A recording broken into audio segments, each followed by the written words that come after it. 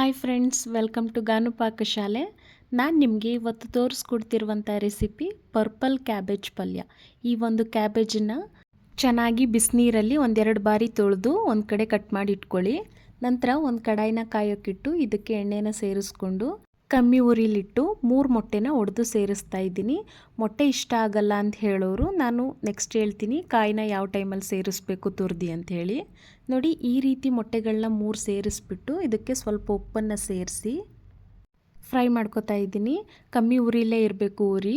ಇದನ್ನು ಚೆನ್ನಾಗಿ ರೋಸ್ಟ್ ಮಾಡಿಕೊಂಡು ಒಂದು ಪ್ಲೇಟ್ಗೆ ಸಪ್ರೇಟ್ ತೆಗೆದಿಡ್ತಾ ಇದ್ದೀನಿ. ನಿಮಗೆ ಬೇರೆ ಪಾತ್ರೆಯಲ್ಲಿ ಮಾಡಿದರೆ ಇಷ್ಟ ಆಗುತ್ತೆ, ಈ ಥರ ಮಾಡಿದರೆ ಇಷ್ಟ ಆಗಲ್ಲ ಅಂತ ಹೇಳಿದರೆ ನೀವು ಎಗ್ನ ಬೇರೆ ಪಾತ್ರೆಯಲ್ಲಿ ರೋಸ್ಟ್ ಮಾಡ್ಕೋಬೋದು. ನಾನಿಲ್ಲಿ ಒಂದೇ ಪಾತ್ರೆ, ಅದೇ ಪಾತ್ರೆಗೆ ಮತ್ತೆ ಸ್ವಲ್ಪ ಎಣ್ಣೆನ ಸೇರಿಸಿ 2 ಟೇಬಲ್ ಸ್ಪೂನ್ ಆಗುವಷ್ಟು ಕಡಲೆಬೇಳೆನ ಸೇರಿಸಿ ಫ್ರೈ ಮಾಡ್ಕೊಂಡಿದ್ದೀನಿ. ಹಾಗೆ 1 ಕಡ್ಡಿ ಆಗುವಷ್ಟು ಕರಿಬೇವು ಕೂಡ ಸೇರಿಸಿದ್ದೀನಿ. ಜೊತೆಗೆ ಮೀಡಿಯಮ್ ಸೈಜು 2 ಈರುಳ್ಳಿನ ಸೇರಿಸ್ತಾ ಇದ್ದೀನಿ ಕಟ್ ಮಾಡಿ.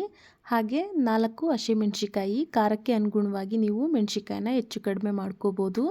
ನಾನಿಲ್ಲಿ ತೊಗೊಂಡಿರುವಂಥ ಕ್ಯಾಬೇಜ್ ಬಂದು 400 ಗ್ರಾಮ್ ಆಗುವಷ್ಟಿದೆ ಅಂತ ಹೇಳಿದರೆ ಅರ್ಧ ಕೆಜಿಗೂ ಕಮ್ಮಿ ತೊಗೊಂಡಿದ್ದೀನಿ. ಹಾಗಾಗಿ 3 ಮೊಟ್ಟೆಗಳನ್ನ ಒಡೆದು ಸೇರಿಸಿದ್ದೀನಿ.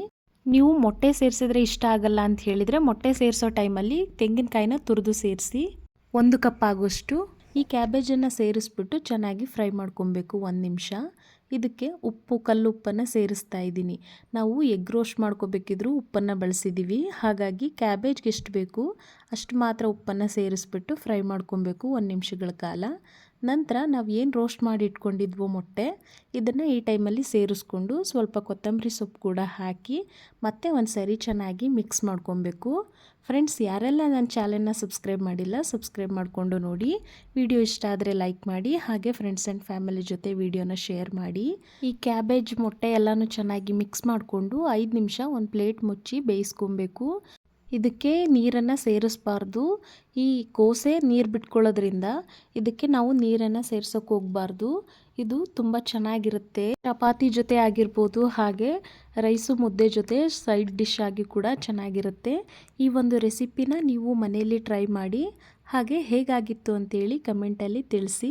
ಮುಂಬರುವಂಥ ವಿಡಿಯೋಗಳಿಗಾಗಿ ಗಾನು ಪಾಕಶಾಲೆನ ಸಬ್ಸ್ಕ್ರೈಬ್ ಮಾಡಿಕೊಂಡು ನೋಡಿ. ವಿಡಿಯೋನ ಕೊನೆವರೆಗೂ ನೋಡಿದ್ದಕ್ಕಾಗಿ ಧನ್ಯವಾದಗಳು.